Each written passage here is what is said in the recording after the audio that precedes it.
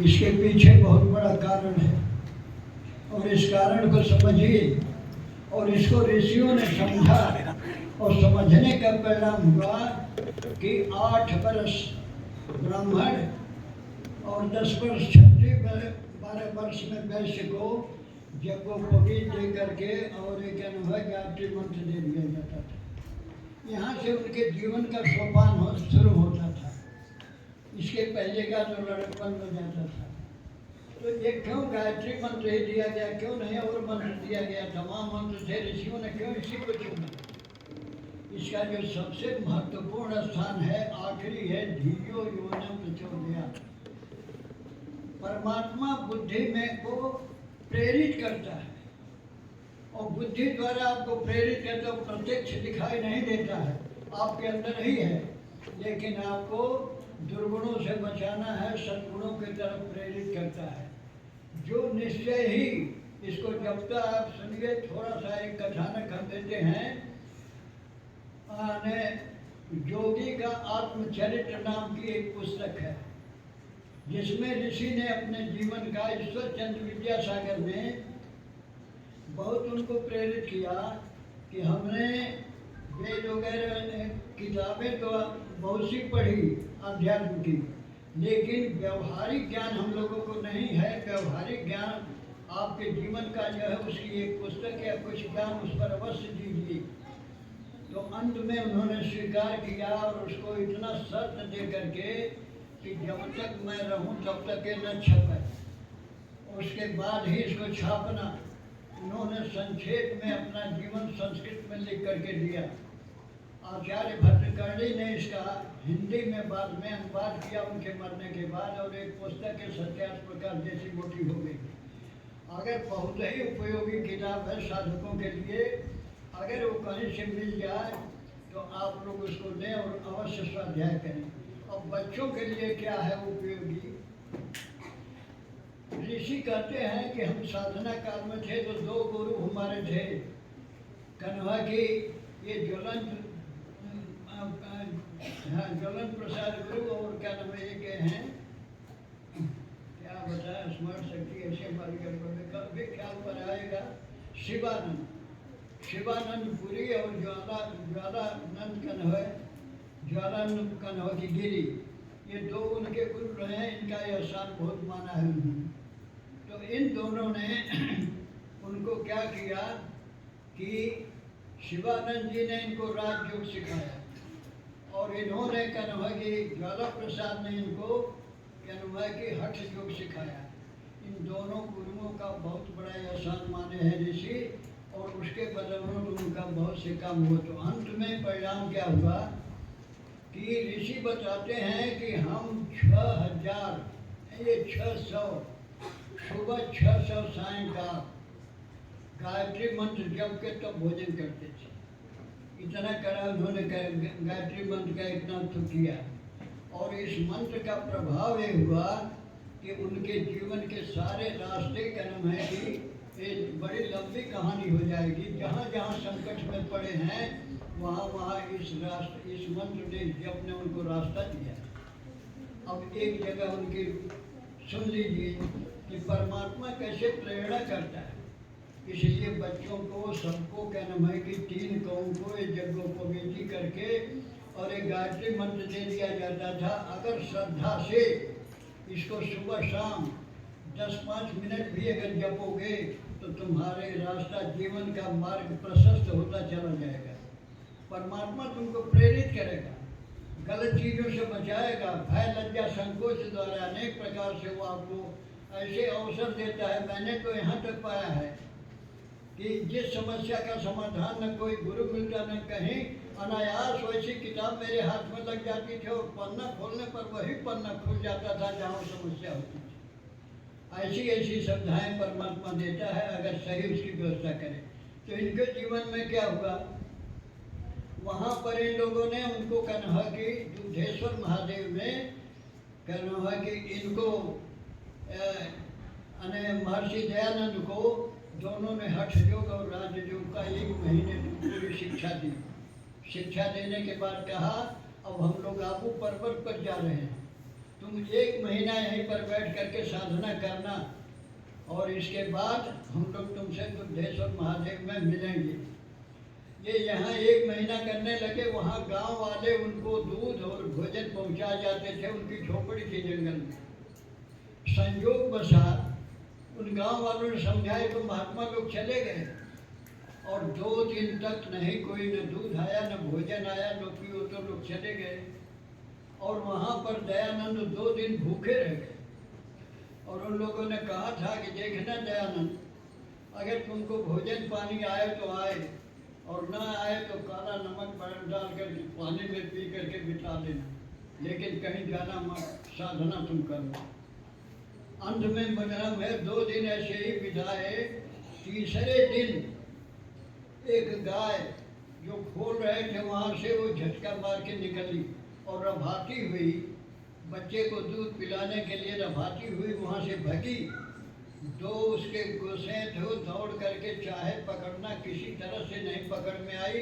अंत में वहाँ करके झोपड़ी में जहाँ दयानंद रहते थे, वो लोग रहते थे, यहाँ चक्कर काटने लगी, इधर उधर दौड़ रही है, वहीं घेर रहे हैं पकड़ने के लिए, पकड़ने नहीं दे रही। जब खटपट देखा तो दयानंद उसमें से झोपड़ी से निकल करके झांके तो उन सबों ने देखा, अरे स्वामी जी आप यहीं हैं? तो कहा कि हाँ, मुझको यहीं 1 महीना रहने के लिए कह गए हैं लोग। कहा हम लोग तो जानते थे कि आप लोग चले गए, 2 दिन आपको कुछ आया नहीं, भोजन पानी दूध नहीं आया। अंत में नतीजा है कि उस गाय को बताइए, मनुष्य क्या चले, गाय को प्रेरित परमात्मा ने किया और यहाँ आ करके चक्कर लगा रही थी और अंत में वो गाय नहीं गई। तब उन सबों ने कहा इस गाय का पूरा दूध यहीं आता था महात्माओं के लिए। आज ये सवेरे से कल बेचैन थी, कल तो बच गए, लेकिन आज झटका मार के भाग गई और अब आ रही है। अंत में बछड़ा लाया गया, वहीं पर गाय ने पिलाया और दूध निकाला गया और दूध पिला करके दयानंद को तब गाय बछड़े के साथ सीधे चली गई। ये परमात्मा की प्रेरणा है इस गायत्री मंत्र में। आपके जीवन का सारा अनन्याश्चिंतो माम जे जना पर उपासते तथो योगाभियुक्ता नाम योगक्षेमम वहाम्यहम्। जो व्यक्ति सच्चे हृदय से अगर इस कन्हौजी गायत्री मंत्र का जाप करता है और इसी वजह से आपको गुरुकुलों का सबसे बड़ी देन है, वो निश्चय है उसका योग और क्षेम परमात्मा अपने हाथ में ले लेता है। आगे की व्यवस्था, किधर जाना है, क्या करना है और जो प्राप्त है उसकी रक्षा भी करना परमात्मा ही करता है। इसलिए गायत्री मंत्र को लड़के का खिलवाड़ न समझो और ख़ास तौर से महिलाओं के लिए परम आवश्यक है इस बात को जपिए, क्योंकि संस्कार जो है आपसे ही होता है। और आपको बिल्कुल एक महर्षि दयानंद की कृपा कहिए कि उन्होंने आपको ये गायत्री मंत्र बोलने का, यज्ञ करने का अधिकार दिया, यज्ञोपवीति बनाया। जिस समय अयोध्या प्रसाद उपाध्याय ने, जो सत्यार्थ प्रकाश के पिता थे, वो चौक आर्य समाज में रहते थे यहाँ इलाहाबाद, उनकी शादी तय हुई। पहले बाल विवाह होता था, 10 बरस तक जिस लड़की की शादी नहीं हो जाती थी लोग बड़ा उसको निकृष्ट कर्म समझते थे। इनकी शादी एक जगह से तय हो गई, लेकिन इन्होंने सत्यार्थ प्रकाश को पढ़ लिया था कि लड़के की शादी 25 वर्ष और लड़की की कम से कम 16 वर्ष में हो, इसलिए दिन काटने लगे। अंत में उनके पिता ने, लड़की के पिता ने आकर के रोज गया इनके यहाँ कहा कि आपको शादी करना हो तो कर लीजिए, नहीं समाज में हमारी बड़ी बदनामी, 10 बरस से अब आगे लड़की चल रही, 11-12 जो 1 बरस किए, लेकिन मजबूर होकर के इनको शादी करनी पड़ी। कहा कि अगर नहीं आप शादी करते हैं तो लड़की को हमें जहर देना पड़ेगा, फिर शादी इसकी नहीं होगी, 10 बरस के बाद शादी नहीं हो पाती। तो अंत में परिणाम में हुआ कि उन्होंने शादी को स्वीकार कर लिया। शादी तो कर लिया, लेकिन गौना पहले बाद में होता था, तब लड़की आती थी तो गौने में 2-3-4 बरस तक और रहता, लेकिन उसमें भी वो दौड़ दौड़ करके आया कि ऐसा काम नहीं होना चाहिए, समाज में हमारी बदनामी होगी और सारी शिकायतें हो रही हैं, क्यों नहीं लड़की जा रही है, क्या शिकायत है। अंत में लड़की को 16 बरस पूरा नहीं हुआ था, लेकिन 14 बरस पर लेकर के आए। उसके बाद उन्होंने कहा कि देखो, कन्हव कहते हैं जन्मना शूद्रो जायते संस्कारा तुझे उच्चते, संस्कार से मनुष्य ब्राह्मण बनता है। ये गायत्री मंत्र को जपने से द्विज माने ब्राह्मण भी होता है, द्विज माने आपका दूसरा जीवन जन्म परिवर्तित हो जाता है, शिक्षा में शुरू हो जाता है, तो द्विज बन जाते हैं। तो उन्होंने कहा कि मैं यज्ञोपवीति हूँ, और ये औरत जो है इसको कहते हैं सूत्रा, ये यज्ञोपवीति और गायत्री मंत्र न पढ़ पाए तो सूत्रा से और द्विज से क्या मेल है, इसलिए हमारी संतानें गलत होंगी। हम तो औरत को भी यज्ञोपवीत पहनाएंगे।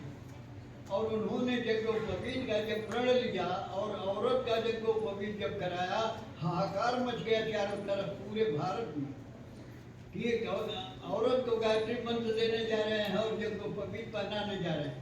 लेकिन वो तो हठी विद्वान आदमी कहाँ नहीं है, ये हमको दिखा दो, हम न पहनाए। गार्गी, घोषा, मैत्रेयी, अनेक अलोपाकरा, अनेक ऋषिकाएँ हुए हैं, तमाम कन्हव की वेद की ऋचाओं का दुख दिए हैं।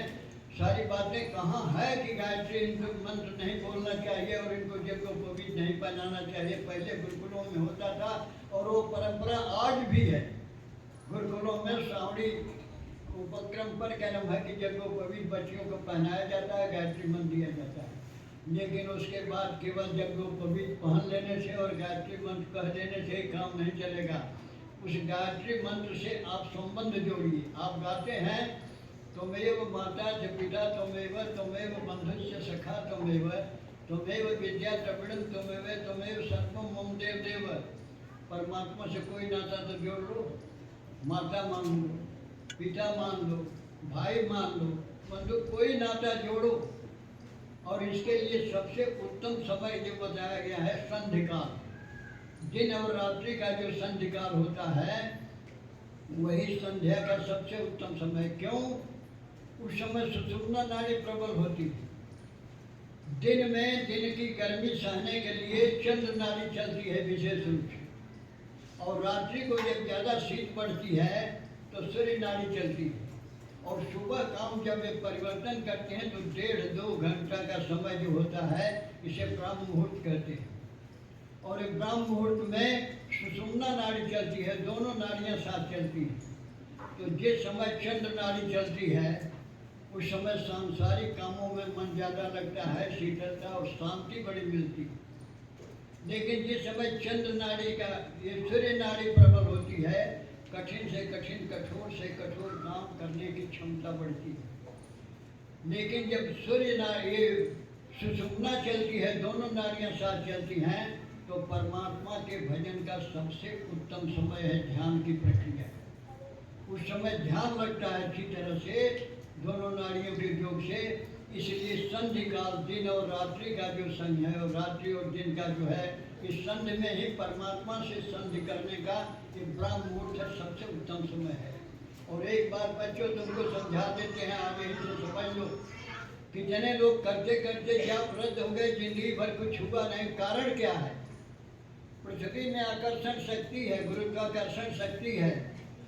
सुबह शाम बैठ करके 24 घंटे में 30 घंटा अपना पढ़ने लिखने सारे काम करो। आधा घंटा अगर समझ दे सको। यो ऋषि ने तो सुबह 2-2.5 घंटा कहा है, रात्रि को कम से कम 1.5 घंटा इतना परमात्मा के चिंतन में अवश्य बैठो। और इसमें सुषुम्ना नाड़ी से जो ऊर्जा उत्पन्न होती है, ये चक्र भेदन जो है, सही कन्हवा के आसन 3 ही आसन इसके लिए बढ़िया है।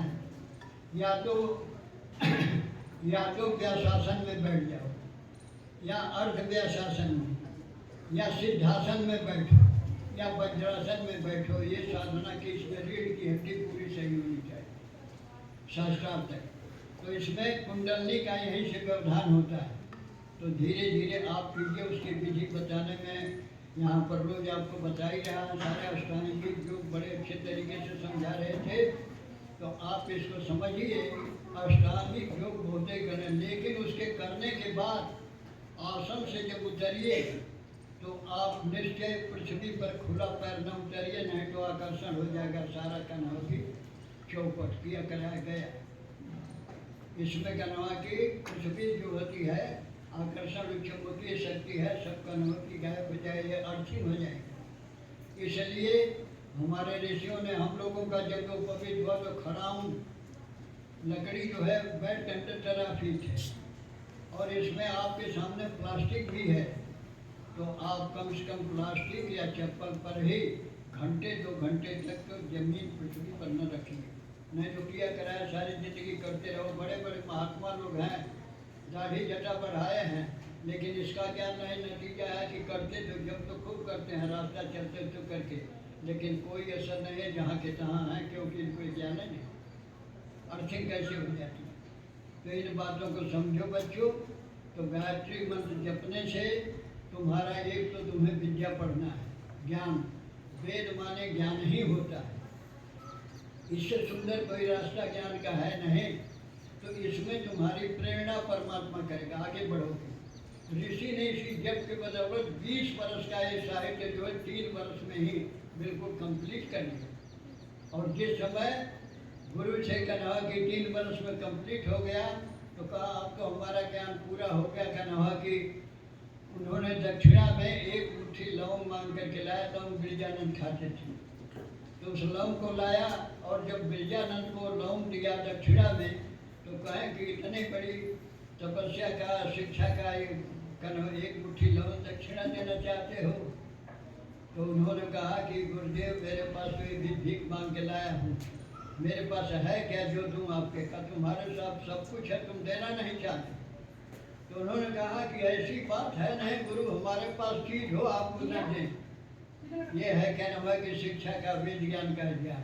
तो उन्होंने कहा कि तुम्हारे पास सब कुछ है, तो कहा तुम अपना जीवन दान दे। और अंत में उन्होंने कहा गुरुदेव प्रतिज्ञा है मेरी, मैं पूरी कर दिखला दूंगा, इस वैदिक धर्म की बेदी पर जीवन वेद चढ़ा दूंगा। और आप इस जगह पर आए हैं जिस वेद ज्ञान द्वारा से परमात्मा आपकी संधि के साथ आपसे संधि कर लेता है। और सत्संग का मतलब है सत्य की संगति करा देना। सत्य का जब ज्ञान हो जाए तो उसको आचरण में लाओ, श्रवण मनन निषिध्यासन, तब समाधि होती है। तो सुनो, तो इस गायत्री मंत्र को जपो निश्चय। अगर शिक्षा में आगे बढ़ना चाहते हो, सुबह शाम, और बेकार की बैठ करके बकवास, एक जगह बैठ के बकवास में बहुत एनर्जी जो चौपट होती है, उसको शिक्षा में लगाओ। पैर से लग दे उसको मरम्मत से। सोचो जो क्या है, वो पुस्तक दी गई, जो तुम्हारे ज्ञान का भंडार है, ज्ञान को लाभ से पैर से रख दोगे, मूर्ख कहीं। जरा ढंग से कहना सम्मान देना, कहना हो कि ज्ञान को सम्मान नहीं दोगे तो अज्ञान के अंधकार में रखना पड़ेगा। इसलिए तो इस प्रकार से आपके जीवन का ये सबसे बड़ा सोपान है कि बच्चे गायत्री मंत्र जो दिया गया है और दिया जाएगा, अगर नहीं दिया होगा तो जो बच्चों को कहना श्रावणी पर्वत से दिया जाएगा। तो यज्ञोपवीत पहनिए, और यज्ञोपवीत के कल हमने बताया कि 4 का नंबर के नाम है, उपनयन संस्कार, यज्ञोपवीत, व्रतबंध और ब्रह्मसूत्र। और उसको समझिए, उपनयन संस्कार का मतलब यज्ञोपवीत संस्कार करा देना 8 वर्ष 10 वर्ष 12 वर्ष के अंदर। और इसके बाद यज्ञोपवीत कहना हो कि उसका नाम है, ये संसार यज्ञ में है, परमात्मा यज्ञ कर रहा है। जरा सा ध्यान दो, आपको यज्ञ करा, यज्ञ उसे कहते हैं जो परोपकार के लिए निस्वार्थ जो कर्म किए जाते हैं, सब यज्ञ है। परमात्मा आपको सूर्य की रोशनी दिया, आप एक भव्य पंखा चल रहा है, तो आपके पास बिल आएगा। परमात्मा का इतनी बड़ी रोशनी देता है, कै पैसे का बिल आया?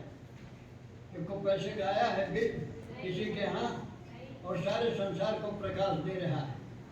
तो ये परमात्मा का कहना है कि यज्ञ है। समुद्र से पानी उठाता है, आप तो टुल्लू वाटर से पानी उठा करके ऊपर चढ़ा देते हैं जरा सा, और लोग कहते हैं बहुत बड़े वैज्ञानिक हैं। उस परमात्मा का ध्यान दो। 2/3 हिस्सा समुद्र बनाया है, जल ही अमृत है, जीवन है, और बना करके उससे बाष्पीकरण सूर्य के किरणों से उठ करके अंतरिक्ष में जाता है, और भी नदी नालों से सब बाष्पीकरण, और जा करके फ्रीजिंग पॉइंट पर सब जा करके वहाँ पर जम करके बादल बन जाता है। और बादल बन के फिर सूर्य की किरणों द्वारा ही वो हवा द्वारा जगह जगह जा करके बताओ सबके खेतों में, गांव पर, देश पर, सब जगह बारिश करके सारी सृष्टि, जिस दिन ये जल वर्षा बंद हो जाए उस दिन समझिए कि सारी सृष्टि मर जाएगी। अन्न इसी से होता है, घास तृण जितने पेड़ पौधे फल फूल सारा चीज आपको सींच करके देता है।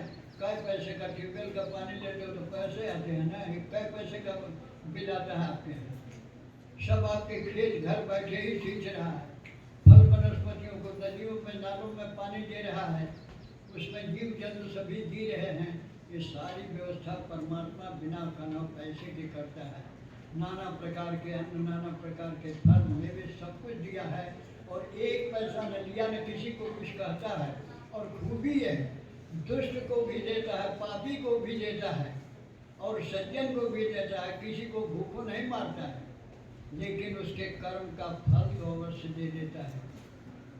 वो सब कुछ भोजन पाते हुए भी दुखी रहे, उसकी बुद्धि भ्रष्ट हो जाएगी, तमोगुण की तरफ प्रवृत्ति होगी और 3 गुणों को समझा रहे थे, उन गुणों का प्रभाव आपको छोड़ेगा नहीं। ये अंतःकरण जो है 3 गुणों पर ही चलता है। चित्त में नाना प्रकार के जन्मों के संस्कार पड़े हुए हैं, वो बार बार उठते रहते हैं। और यही जो कल समझा रहे थे तीनों गुण को, इसी को अगर आप समझ जाएं तो त्रिगुणातीत हो जाए, यही मुक्ति का दरवाजा है। जिस समय आपको मालूम हो जाए समय सतोगुण है, परमात्मा का खूब चिंतन कर लो। रजोगुण है, जरा बचा लो, तनाव की भावनाओं से, अन्य राग द्वेष से, यहीं से पैदा होता है। और तमोगुण है तो बिल्कुल आपको तनाव के निष्क्रिय कर लीजिए। अगर इन 3 का गुण जिसे हो गया वो गुणातीत हो गया, गुणातीत का दरवाजा मुक्ति का खुल गया। हाँ, जीते जीते मुक्ति हो, मरने के बाद तो क्या होता है। इसलिए तुमको धर्म अर्थ काम मोक्ष चारों की प्राप्ति ही वैदिक संस्कृति का मूलभूत सिद्धांत है। और इसकी बुनियाद जो है यही गुरुकुलों से दी जाती है और यही जाकर के मोक्ष तक ऋषित्व तक पहुंचाता है। इसलिए इन बातों का ध्यान दो। कन्हा की गायत्री मंत्र को जपो। गायत्री मंत्र इसीलिए बार बार बुलाया जाता है। और गायत्री मंत्र कन्हा की जपने से जो आदमी जपता है, परमात्मा उसको स्वयं, अगर सही मन से जपो और कभी एकांत होकर के घोर में ब्रह्म मुहूर्त का इंतजाम करो तो देखो तुम्हारी गलतियां तुमको मालूम होने लगेगी, तुमको अच्छाई का रास्ता, सारा ज्ञान खुलने लगेगा, सारी तेरी पोल खुलने लगेगी। और इस तरीके से आप अपने को सुधारते सुधारते ऋषित्व तक पहुंच सकते हैं। तो इसलिए इस बात का ध्यान दीजिए, ये परमात्मा की बहुत बड़ी कृपा है। इसमें बहुत अच्छी अच्छी प्रतिभाएं होंगी, बहुत कुछ करती हैं, देश के लिए कर सकती हैं, राष्ट्र के लिए, नहीं तो अपने परिवार के लिए कर सकती हैं, और नहीं तो सुसंतान को दे सकती हैं। मानव निर्माण आपके हाथ में, सही मानव का निर्माण आपके हाथ में है। इसलिए कहते हैं कि मातृवान, पितृवान, आचार्यवान पुरुषों वेद है। माता का सबसे बड़ा है। 5 बरस तक माँ जो बच्चे में संस्कार डाल देगी वो पत्थर की लीक है, मिट नहीं सकता। इसलिए आपके संस्कार अगर प्रबल रहेंगे, आप आध्यात्मिक रहेंगे, परमात्मा में चिंतन करेंगे, संसार का उपकार सोचेंगे, परिवार के साथ प्रेम से रहेंगे, मधुर वाणी रहेगी, परमात्मा का चिंतन रहेगा, सारी बातें जगह रहेगा, सारी चीज़ें, इसका अक्षर सब बच्चे पर पूरा कन्हा के असर पड़ता है। तो इन्हीं बातों के साथ 5-6 दिन का अभी तो 2-3 दिन हुआ, 4 दिन है। बहुत सी बातें ऐसी हैं जो आपके दिमाग में दी जाएंगी, लेकिन उतना ही दो जितना कि हजम हो। ज़्यादा हो जाने पर वो भी कहना है कि इस कान से सुनो, यहाँ निकाल देने से कोई फायदा नहीं। इसलिए इन बातों को समझो, सोच लो। जो परमात्मा दयानंद के उस जाप के कारण कल्याण करने के लिए गौ को प्रेरणा दिया, 2 दिन भूखा परमात्मा से नहीं बर्दाश्त हुआ, इसका भूखा रह रहा है, इसके क्या दशा होगी। गौ को प्रेरित करके और वहाँ और उनको दूध पिला करके गौ उचित गई ढंग से, वो परमात्मा आपको नहीं सुनेगा। गाय को, वनस्पति को, हमने तो जय बार बीमार पड़े हैं, अनायास डॉक्टर आए और अनायास ऑपरेशन तक सारी बातें उबे पैसे की करते चले गए। जब भी कोई संकट पड़ता है निश्चय कोई न कोई सहारा आ जाता है। तो इस वजह से उन पर सही विश्वास के साथ रहिए। जब ये आपका कर्म है कि ये जो शिक्षा हो कल्याणमय हो, आगे बढ़े और बढ़ करके देश बड़े संकट में जा रहा है, बड़ी बुराई की तरफ जा रहा है, उसकी रक्षा करना माताओं के हाथ में। जब तक सुसंतान पैदा नहीं होंगी, राम कृष्ण जैसे, शंकराचार्य दयानंद जैसे अगर आपका सदाचार वैदिक हो जाए तो इन संतानों को गली गली में खेलने लगे, भारत का पुनरुद्धार हो जाए। इसलिए उसमें आपका सहयोग परमापेक्षित है।